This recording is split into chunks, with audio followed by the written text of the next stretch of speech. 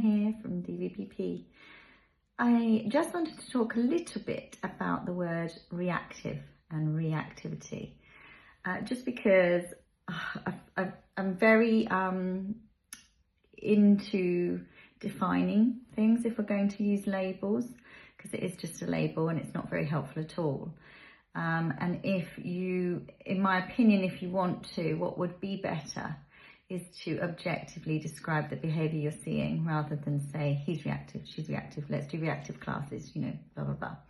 Doesn't help at all. Some dogs may respond by barking and lunging, or, you know, yeah, jumping up, I don't know, growling, whatever we want to lump under the label reactive, for many different underlying reasons. So some dogs might do that because they are motivated to play. Some may be seeking to greet the other dogs or the thing that they're reactive to.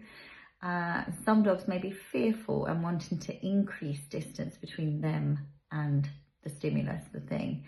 So lumping them all under reactive just is not very helpful at all. It does not give you any more of an idea of why that animal feels how they feel. So please try your hardest to explain these things objectively, so that we have more of an idea, especially on vet clinical history, or when you're filling out a form, or when you're trying to tell your vet what your dog's been like or has been up to. I know that kind of name has been, or label has been used very loosely and widely, and people just kind of jump on the bandwagon. But a bit like the label aggression, again, not very useful, just a label. Everyone's got a different perception of that word, so explaining exactly what you're seeing is much more thorough and helpful for us to help you, and for the dog in question, that doesn't then get labelled as something that's probably incorrect.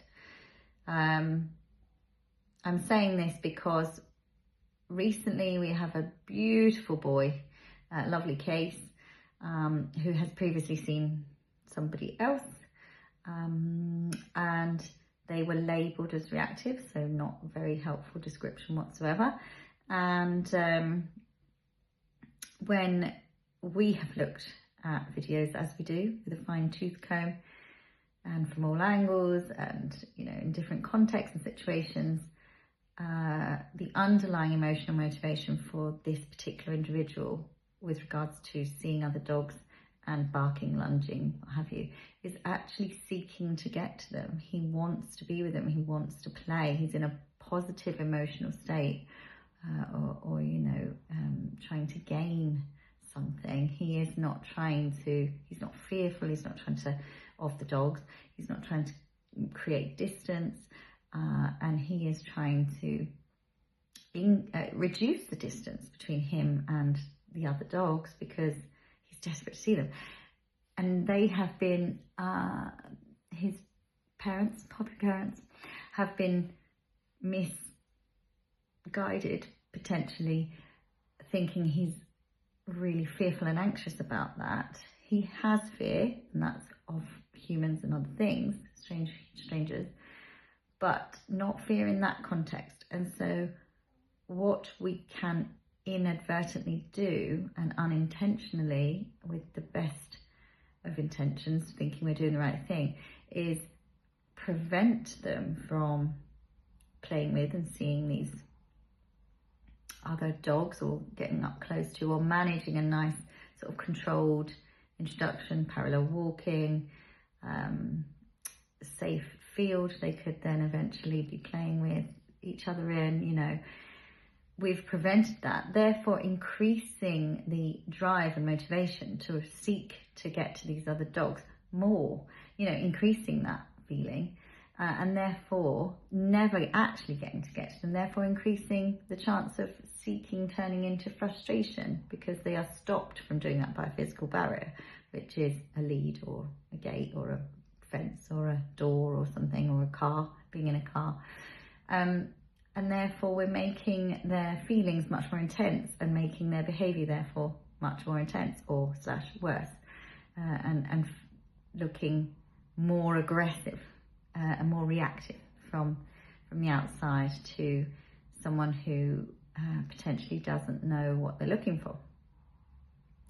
So when people say they want to see us in person because they think we will be able to help them more or better, or that will be better for us to see their dog in real life, we can see all these things on a video that people going to people in real life haven't noticed or seen or picked up on, or potentially had the knowledge or education to be able to help them with. So everybody has their place in helping our clients and these animals, and that is why we do work as a sort of multidisciplinary team here, because we all have our strengths and work on different things.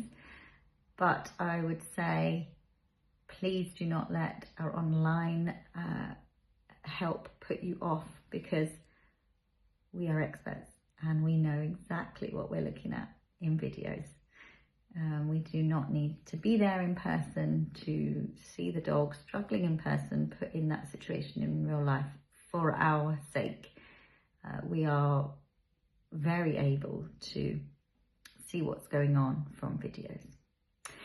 Anyway, that went down a video route, but the point is misdiagnosing in a way, and labelling and treating an animal for something that isn't actually the underlying cause. And that all can come, that confusion and misperception, misinterpretation can all come from labelling as opposed to correctly, objectively describing the behaviour that we see. Hope that helps. Just a little tip. Take care.